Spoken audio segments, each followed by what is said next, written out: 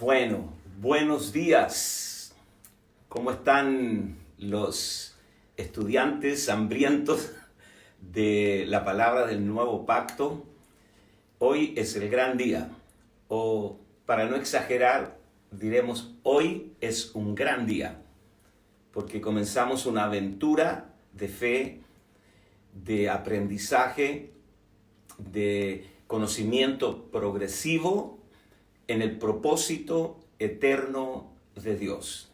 Hoy comenzamos nuestra escuela de nuevo pacto y le damos la bienvenida a todas las personas que están conectándose, los que ya se han pasado el dato y han invitado a otros, bienvenidos.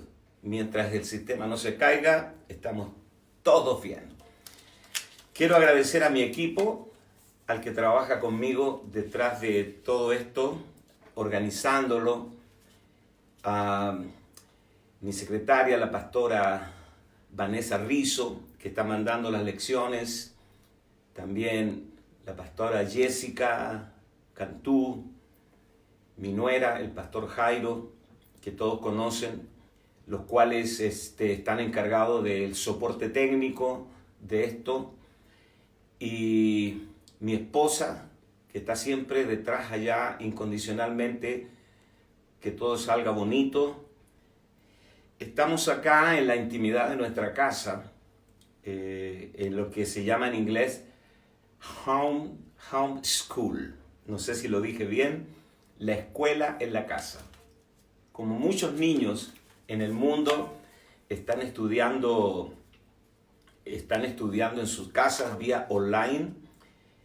Entonces pensamos, y creo que es una idea de Dios, pensamos y dijimos, ¿por qué no una escuela de nuevo pacto? Y aprovechamos bien este tiempo de cuarentena. Además, utilizamos bien el tiempo, maximizamos nuestra vida y tenemos un avance. Porque todos los que sabemos que Dios nos ha hecho ministros competentes de un nuevo pacto, necesitamos manejar estas herramientas. Necesitamos el conocimiento pleno del propósito eterno de Dios y ser obreros aprobados que trazan bien los pactos, que trazan bien la palabra de verdad. Porque es muy fácil regresar a los paradigmas del viejo pacto. Pablo dice, nosotros no somos de los que volvemos atrás o de los que retrocedemos. Esta es una progresión hacia adelante, hacia tocar la vida misma del Espíritu. Ahora, una escuela. La palabra escuela aparece una o dos veces en la Biblia, ¿no? Cuando Pablo alquiló un auditorio en Éfeso, la escuela de uno llamado Tirano, y estuvo allí por 2 años y 3 meses enseñando todos los días, sistemáticamente. Nosotros sacamos la cuenta la otra vez con una sumadora. Él enseñó más de 3.000 horas, 3.000 horas pedagógicas. Entre ellos, ¿quiénes estaban ahí? Sus discípulos, Aquila, Priscila. Por eso es que ellos pudieron más tarde instruir a Apolos, Aquila y Priscila. La palabra escuela tiene relación directa con el ocio. Usted dirá, ¿el ocio? Sí, señor, sí, señora. El ocio, porque para que tú puedas estudiar en una escuela, tú necesitas que alguien financie tu tiempo. O sea, que alguien financie tu ocio. Es como los padres que le decimos a nuestros hijos, mira, tu única función en la vida es estudiar. Yo trabajo para que tú estudies. Yo financio tu ocio. Así que vamos a apoderarnos del espíritu de María en Betania, que Jesús dijo, ha escogido la mejor parte que no le será quitada. Estaba sentado a los pies de Jesús, bebiendo y capturando todo. Anhelamos el corazón de María, ¿no? Marta es la mujer que está corriendo todos los días por la casa, haciendo cosas, afanada. Entonces vamos a tomar la mejor parte, que es escudriñar la palabra. Y la palabra educar significa extraer, viene del latín educare, que significa extraer, sacar lo que ya portamos. Nosotros ya tenemos la nueva naturaleza, ya Cristo mora en nosotros. Lo que necesitamos es aprender a vivir esta nueva vida, aprender que ya no somos dirigidos por los rudimentos del mundo. Cuando digo mundo, incluyo toda la religión que el hombre inventó, que es como el mayor engaño, porque la religión no te da nada, ¿no? Y cuando Marx creo que fue el que dijo que la religión es el opio del pueblo, es verdad, porque te droga y no te deja ver a Cristo. Entonces, nosotros estamos empeñados en aprender a vivir esta nueva vida, el nuevo pacto, que no es un pacto que tiene aspectos jurídicos, pero tiene algo más importante, que es un pacto de vida, donde Cristo, como nuestra vida, fue impartido en nosotros. Y dado el hecho de que primero nosotros fuimos entrenados en vivir la vida vieja, la vida natural, bajo los formatos del cosmos, del sistema antidios, ahora estamos aprendiendo a vivir esta nueva vida. Por eso es muy importante lo que vamos a hacer los próximos días, hasta cuando Dios nos diga, todo el tiempo que dure esta reclusión en nuestras casas, lo vamos a aprovechar bien.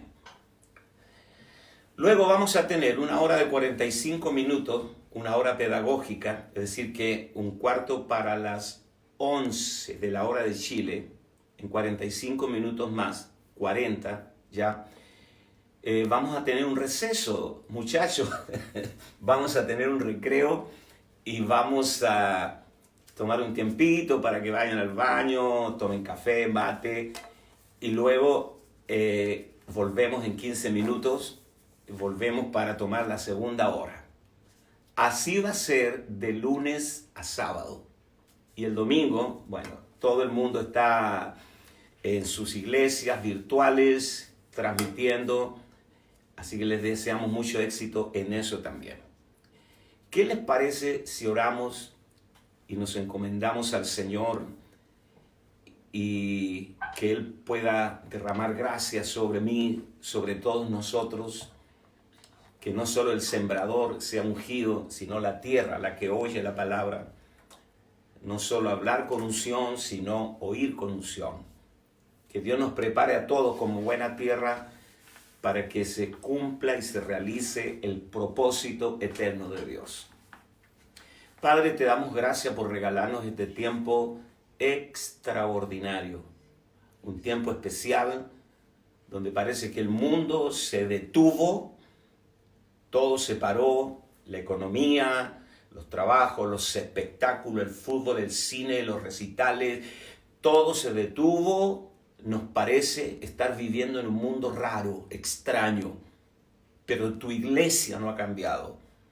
El reino es eterno y nosotros estamos aquí, Señor, teniendo este avance extraordinario, siendo entrenados. Algunos van a repasar los primeros temas, porque vamos a hablar de cosas básicas y luego vamos a ir en un incremento de esta palabra hasta llegar al conocimiento pleno.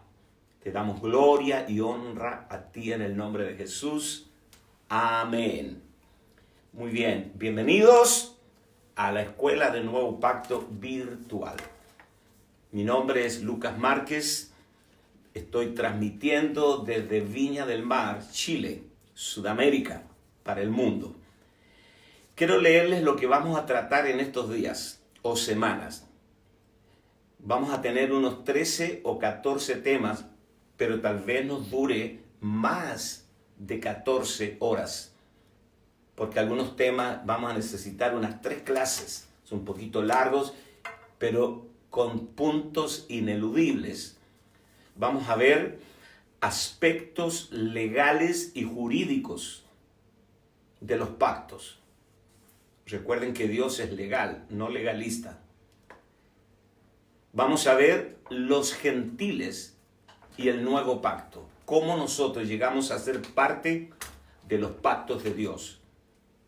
Número 3, vamos a ver 3 puntos fundamentales que son la promesa, el juramento, el pacto y el testamento. La promesa, el juramento, el pacto y el testamento. En realidad son 4. Los leo otra vez: promesa, juramento, pacto y testamento. Vamos a ver también el heredero niño, que nada difiere del esclavo. ¿Por qué no accesamos a las riquezas del nuevo pacto? Vamos a ver contenidos esenciales del nuevo pacto.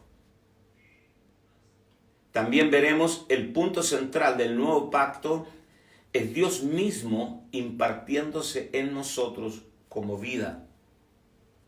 Luego, avanzando, veremos nuestra primera experiencia con la vida de Cristo, la vida Zoe. Es la regeneración. ¿Qué significa ser regenerado? También vamos a ver experimentando la vida de Dios en nuestro interior. Porque el nuevo pacto es un pacto de vida, no de ley. Escribiré mi ley en vuestros corazones. Vamos a ver la diferencia entre el alma y el espíritu. Esto nos va a volar las neuronas, siempre lo digo. La diferencia entre el alma y el espíritu. Vamos a ver en Romanos capítulos 7 y 8. Son capítulos, es como la columna vertebral de Romanos. Vamos a ver 3 vidas y 4 leyes. También todo esto es sustancia. No hay nada de relleno, todo esto es extraordinario. Luego veremos la ley del espíritu de vida, Romanos 8:2, la ley del espíritu de vida. Luego vamos a escudriñar un tema que siempre ha estado en la nebulosa, en la pedagogía evangélica, el corazón. ¿Qué es el corazón? ¿Por qué Dios dice, escribiré mi ley en las tablas del corazón? ¿Cómo es eso, en las tablas del corazón? También vamos a ver los 3 niveles del conocimiento de Dios. 3 niveles del conocimiento de Dios. Significa conocer sus obras, conocer sus caminos y conocerlo a Él mismo. Dice la Escritura, su camino notificó a Moisés y a los hijos de Israel sus obras. Hay niveles del conocimiento de Dios. Y finalmente vamos a ver la vida Zoe, la vida divina impartida a nosotros versus el comportamiento humano. El comportamiento humano, o sea, el aspecto moral, el aspecto bondadoso de la carne. Eso vamos a ver. ¿Qué les parece? Tenemos bastante tela para cortar de aquí en adelante. En 2 de Corintios, capítulo 3, verso 6, todavía no estamos en la lección, ya les mandamos, tengo entendido, 2 lecciones. Aquí tengo mi tacita de café. Ahí en portugués me regalaron esto en Brasil, mais café, por favor. 2 de Corintios, capítulo 3, verso 6, dice, el cual asimismo nos hizo ministros competentes de un nuevo pacto, no de la letra, sino del espíritu, porque la letra mata, la ley, pero el espíritu vivifica. De manera que vamos a ver nosotros que somos ministros, los que sirven en la dimensión del espíritu, somos mentores del espíritu recreado de la gente. Nosotros no somos coaching motivacionales. Nosotros no ministramos a la carne, declaramos o le notificamos a la carne que ya sus días están contados y que el instrumento de muerte de la carne es la cruz. Esa es la herramienta con la cual Dios trata con la carne. Muy bien. Preciosa gente de Dios, ¿por qué Dios pacta con el hombre? ¿Por qué Dios pacta con el hombre? Antes de que Dios haga pactos con el hombre, Dios es libre de tratarnos como Él quiera o como a Él se le dé la real gana. Por cierto, de acuerdo a su naturaleza intrínseca. Él nunca va a hacer algo en contra de su naturaleza, pero mientras Él no tenga pacto con el hombre, Él es libre de tratarnos como Él quiera. Pero cuando Él establece un pacto con su criatura, con el hombre, Dios se restringe a los términos del pacto. Esto es algo que va más allá de nuestra comprensión. El Dios omnipotente, todopoderoso, se restringe a los términos de su propio pacto.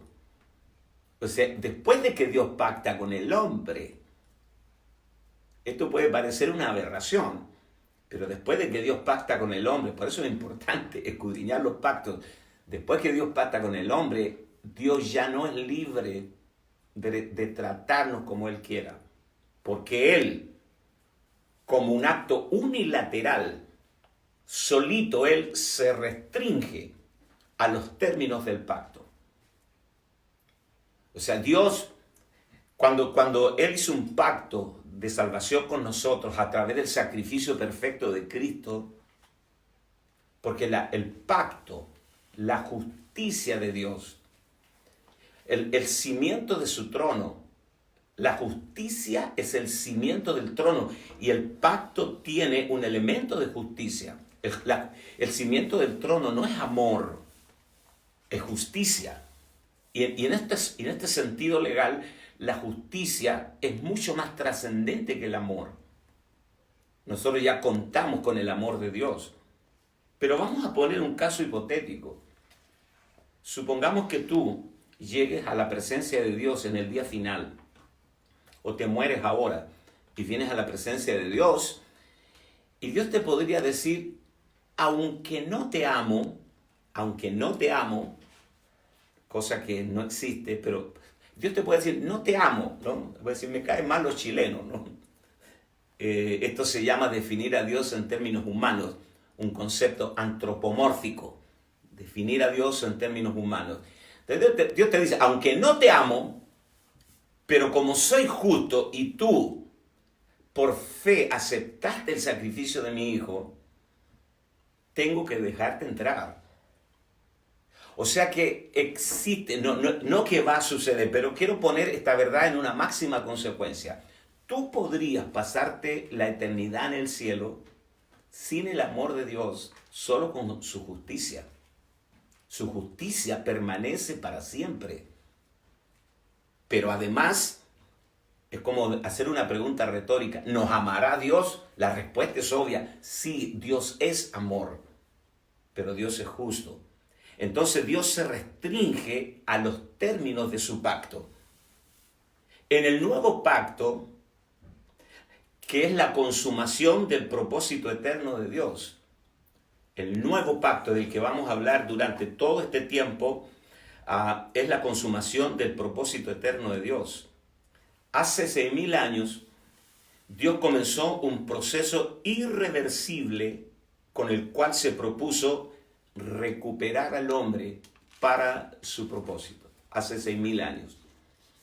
Dios se propuso y para eso estableció pactos temporales que caducaron hasta traernos al pacto eterno, según el libro de Hebreos, lo que vamos a ver, el nuevo pacto. Hay 3 razones por las cuales Dios pacta con el hombre. Usted tiene que estar anotando allí porque no está en la lección y esto es lo que nos reservamos los maestros para nosotros, ¿no? Hay 3 razones por las cuales Dios pacta con el hombre. ¿Están listos? Bien. 1, porque Dios revela su propósito a través de los pactos. La intencionalidad de Dios es revelar su plan a través de los pactos. Número 2, Dios le da seguridad al hombre en cuanto a sus propósitos mediante los pactos. Viste que acá en Latinoamérica, si tú no firmas un contrato ante abogados, ante notarios, las palabras se las lleva el viento. O sea, cuando Dios pactó con Abraham acerca de los animales muertos, no es que Dios iba a faltar a su palabra. Dios estaba llevando a Abraham una plataforma de seguridad para Abraham, para que él crea, para provocar fe en él, no con respecto a Dios. O sea, lo que Dios quiere es que nosotros tengamos la más absoluta certeza de que lo que Él nos está prometiendo se va a cumplir porque Dios lo firma. Ese es el objetivo de los pactos, darnos seguridad a nosotros de que todo lo que Dios ha dicho lo va a cumplir. Y número 3, Dios se une con el hombre en una unidad orgánica. La iglesia, somos el cuerpo de Cristo, como la consumación de todos los pactos. Muy bien, dicho esto como preámbulo, después de haber puesto este marco referencial, vamos a entrar entonces a la lección número 1. ¿Están allí? ¿Están contentos? ¿Están felices? ¡Qué bueno! Muy bien, vamos a ver los aspectos legales y jurídicos de los pactos. Un pacto, señores, es un convenio legal. Es un pacto. Dios es legal, no legalista. Dios es legal. La cruz es una razón legal. La cruz no vino a resolver un problema del hombre en sí, aunque sí indirectamente nos resolvió el gran problema, porque nosotros estábamos sin esperanza, sin Dios en el mundo, ajenos a la ciudadanía de Israel, dice Pablo, y ajenos a los pactos de la promesa, sin esperanza, sin Dios en el mundo. Pero Dios hizo algo. Dios estableció una plataforma legal para resolverle un problema al Padre, porque la muerte de Cristo aplacó la ira de Dios. La muerte de Cristo pagó la deuda. Entonces Dios quedó satisfecho y Dios tuvo una razón legal para incluirnos a nosotros en su propósito eterno. Así es como que hubo una conversación entre el Padre y el Hijo. Y el Hijo le dijo: papá, te veo triste, preocupado. Estoy definiendo a Dios en términos humanos. Permítanme esta licencia. Pero yo voy a ir a la tierra, voy a hacerme hombre, voy a encarnarme, voy a morir para que tú tengas la base legal de redimir, de perdonar a la humanidad. Entonces, Dios es legal. Todo lo que Dios hace es legal. Dios no es legalista. Legalismo significa aplicación de una ley sin ningún criterio. Las iglesias legalistas, los pastores legalistas que aplican la ley sin amor, que Dios tuvo mucha misericordia de ellos, pero ellos no tienen misericordia de la gente. Pero ese es otro tema, ¿no? Que no nos viene. Vamos a leer Gálatas capítulo 3, versos 15 al 18.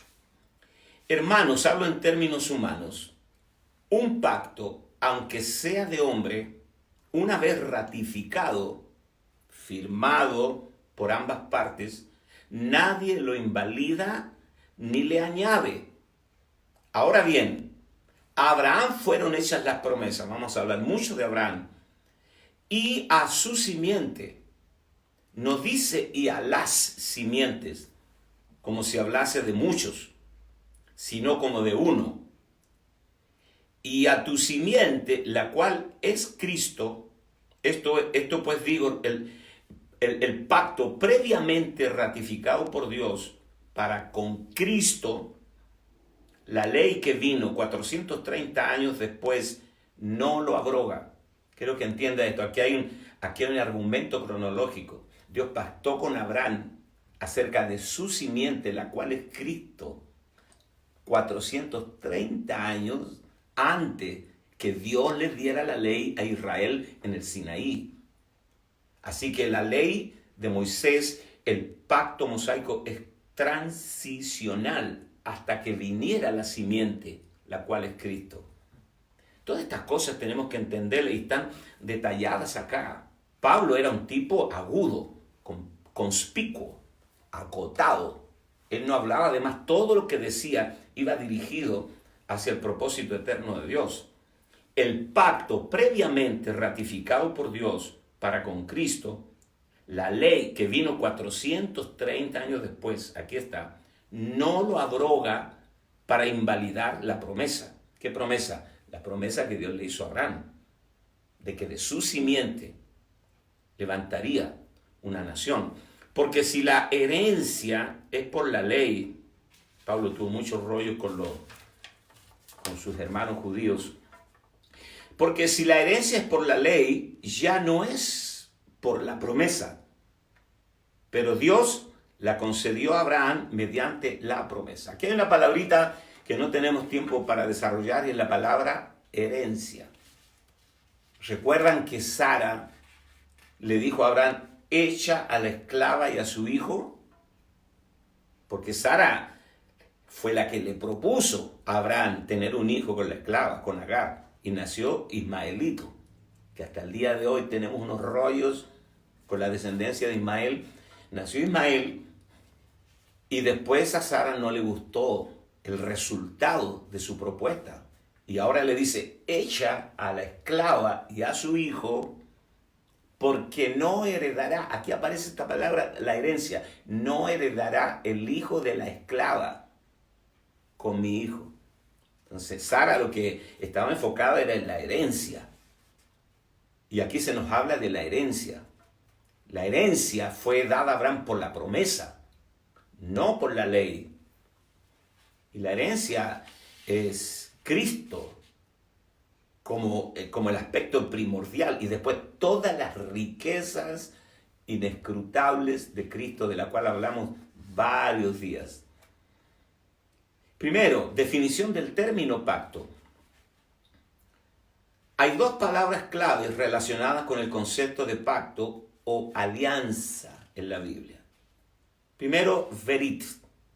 La palabra verit es pacto en hebreo. Se refiere generalmente al acto o rito de establecer un pacto y también al contrato formal entre dos socios. Había muchas maneras de pactar antiguamente, se agarraban del muslo. Dice por ahí que cuando pactaban dos hombres también se agarraban de los testículos. El pacto de sangre, se cortaban aquí, había un pacto de sangre. Dios le pidió a Abraham que tomara ciertos animales y los abriera por la mitad, y uno acá y otro allá, hiciera un camino para pactar con él. Bueno, había muchas maneras de hacer un pacto, ¿no?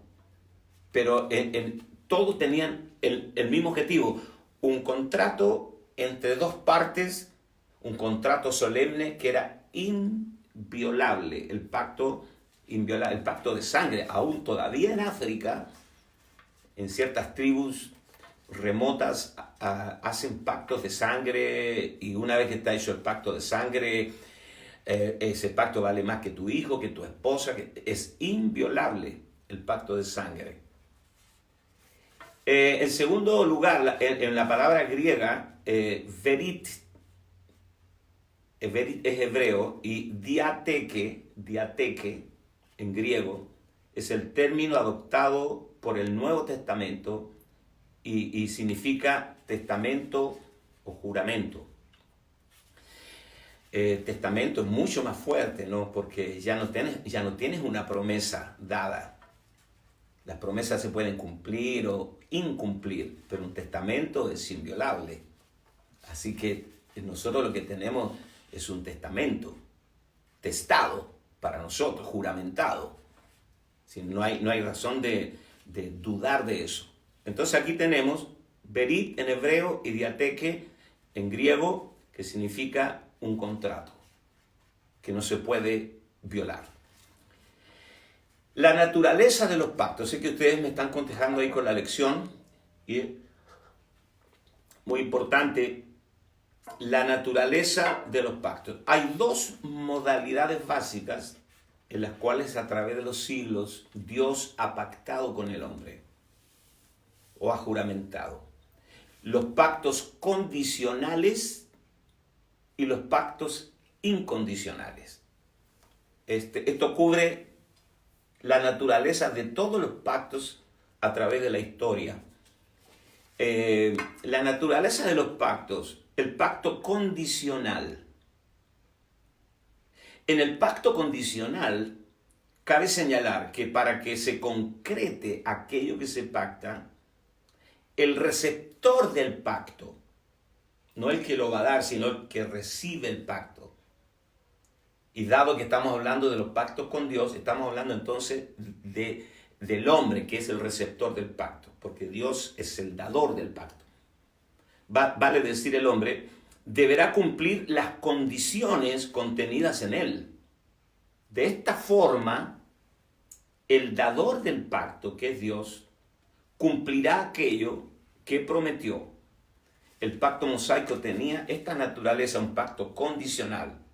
Si tú cumplieres, si oyeres mi voz y prestares atención a todos mis mandamientos, si tú cumplieres toda la ley que yo te mandé, yo te bendeciré, tus hijos se multiplicarán, tus vacas. Mas, si no dieres oído a mi voz, violares mi ley, todas estas maldiciones te alcanzarán. O sea, era un pacto condicional.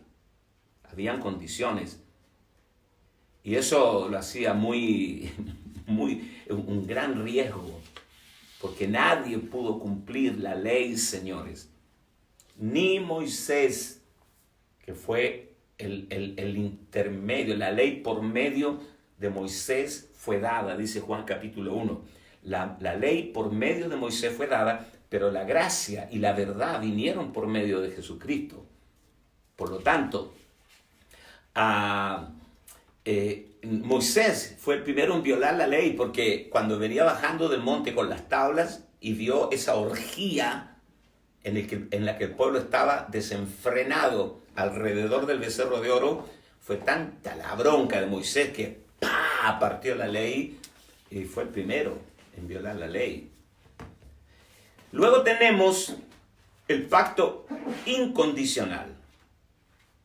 El pacto incondicional es una disposición soberana de Dios por la cual Él establece un convenio incondicional y declarativo con el hombre, obligándose a sí mismo. Esto es lo que te digo yo, Dios se restringe a los términos del pacto. Pongamos un ejemplo. Cuando Noé bajó del arca y construyó el tabernáculo, dice que Dios le habló, hizo el arco iris, la señal del pacto, y Dios se obligó a sí mismo: nunca más destruiré la tierra con un diluvio, no importando lo que el hombre haga, porque han habido generaciones peores que las de los días de Noé. Es más, Jesús dice, como en los días de Noé será la venida del Hijo del Hombre. Entonces, hoy día hay una semejanza trágica entre la generación de los días de Noé y la nuestra. Sin embargo, Dios ya se ató a sí mismo diciendo: no voy a destruir más la tierra con agua. Eso es un pacto incondicional.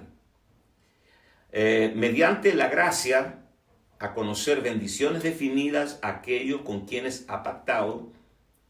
En dicho pacto incondicional, aquello que se pacta depende solo del dador del pacto. Así que tenemos entonces pacto condicional y pacto incondicional.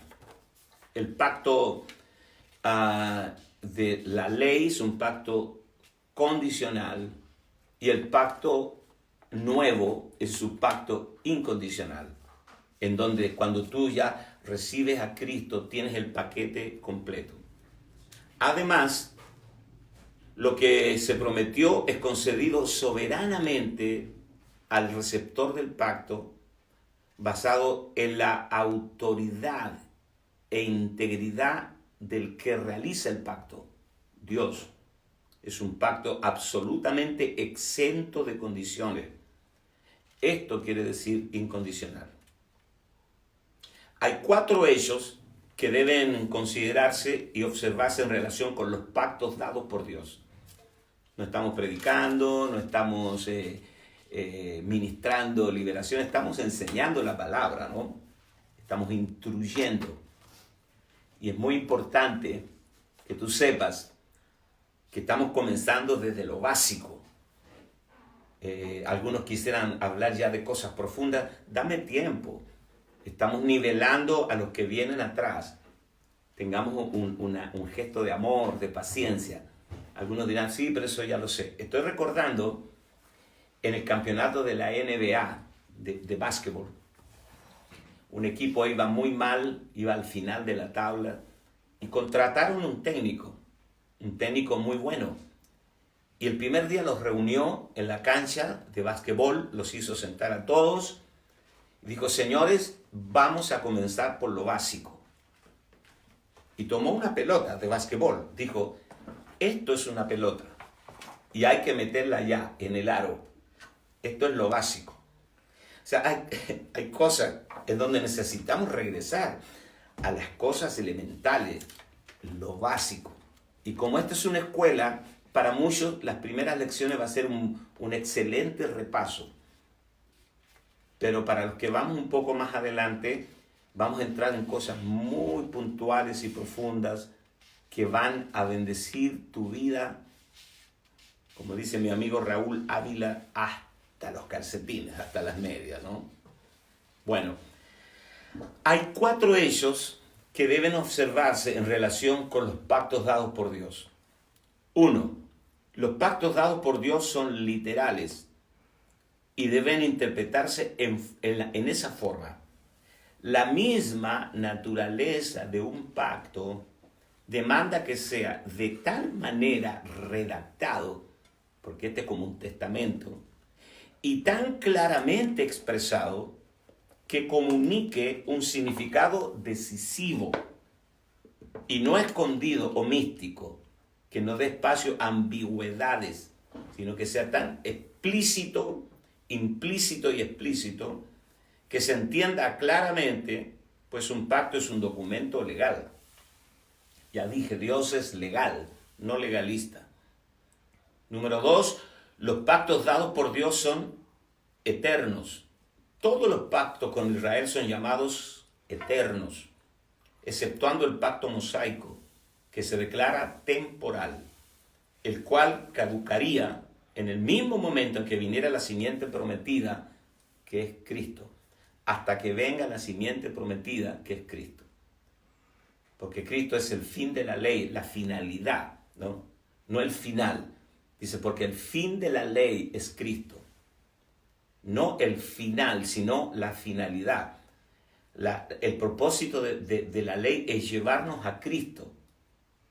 Pero venida la simiente, dice Pablo, ya no estamos bajo ayo. Y esto es lo que vamos a explicar en el nuevo pacto. Ahora Cristo mora en nosotros. O sea, el objetivo de la ley es llevarnos a Cristo. El objetivo de la ley es el ayo, la nodriza, la institutriz que contrataba a las familias de plata para que guiaran a sus hijos. El fin de la ley es el siervo. La ley es el siervo que nos ayuda para llevarnos a Cristo. Pero venido Cristo, ya no estamos bajo el ayo, estamos en Cristo. Entonces hay todavía maestros judaizantes, gente que insiste en volvernos atrás a la ley, y de ese tema vamos a hablar mucho, pero dame tiempo para hacer poner un fundamento acá, muy importante. Número 3, ya que estos pactos dados por Dios son literales, eternos y dependen solamente de la integridad de Dios para su cumplimiento, deben ser considerados como incondicionales en carácter. Esta verdad será considerada un poquito más adelante. Todos los pactos de Dios dados a Israel son eternos. ¿Y qué, como decimos en Chile, qué monos pintamos nosotros si nosotros no somos judíos? Bueno, ahí está el punto glorioso. Nosotros fuimos incluidos en el nuevo pacto, aunque los gentiles no teníamos ningún pacto con Dios. Por el solo hecho de ser goín o gentil, No teníamos pacto con Dios. Pero dice Pablo en Gálatas, si soy de Cristo, porque Cristo es la simiente, no las simientes, sino la simiente, es Abraham, la promesa. Si sois de Cristo, ciertamente linaje de Abraham sois y herederos, según la promesa, no según la ley. Y esto es lo que le rompe la cabeza a los judíos mesiánicos que nos quieren volver atrás y someternos a las costumbres de la ley, los rituales, las leyes ceremoniales y todas esas cosas. Número 4, finalmente, estos pactos dados por Dios fueron hechos exclusivamente a un pueblo de pacto llamado Israel.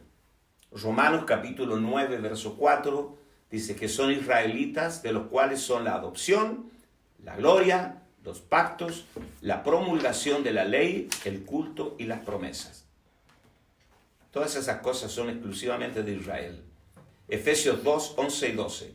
Por tanto, acordaos de que en otro tiempo vosotros los gentiles, en cuanto a la carne, erais llamados incircuncisión por la llamada circuncisión hecha con mano en la carne.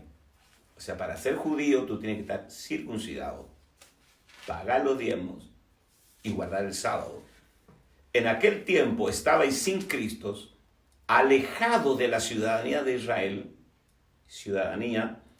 y ajenos a los pactos de la promesa, sin esperanza y sin Dios en el mundo. Este era el panorama desolador para los goín, los gentiles. Pero en Cristo vinimos a ser el Israel verdadero, ¿no? Los judíos también tienen que aceptar a Cristo.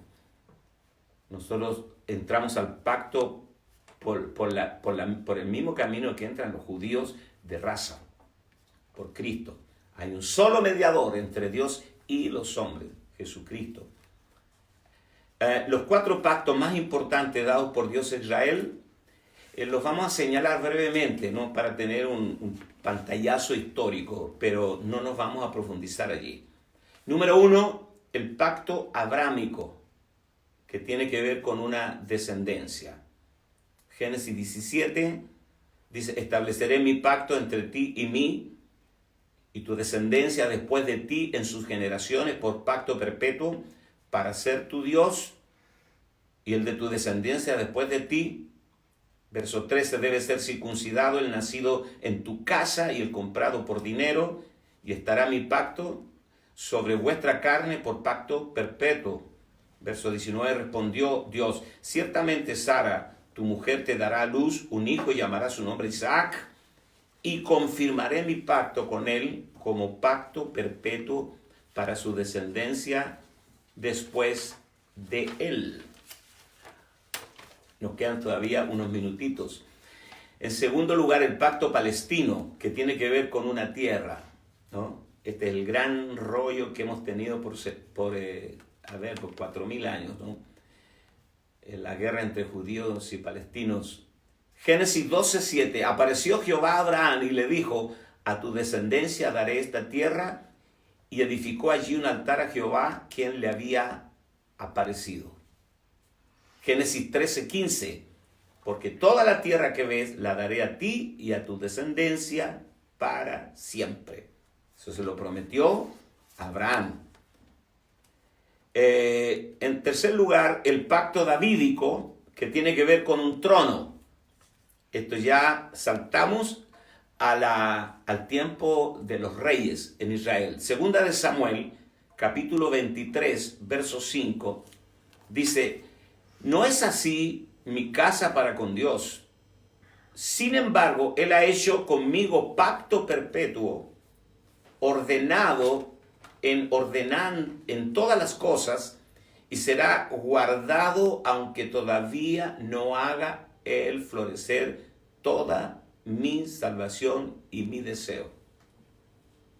David es un tipo de Cristo. Jesús, hijo de David, ten misericordia de mí. ¿Te acuerdas? Los israelitas tenían claro esto. Hijo de David, hijo de Abraham. Por eso los judíos también decían, ¿quién es este? No ha cumplido 40 años y dice que conoce a Abraham. Jesús dijo, antes que Abraham fuese, yo soy. Aquí estamos hablando de Cristo y David es un tipo de Cristo. Y número 4, el nuevo pacto. Es que lo que nos importa, que tiene que ver con una nueva creación, una impartición de vida. Jeremías 31:33.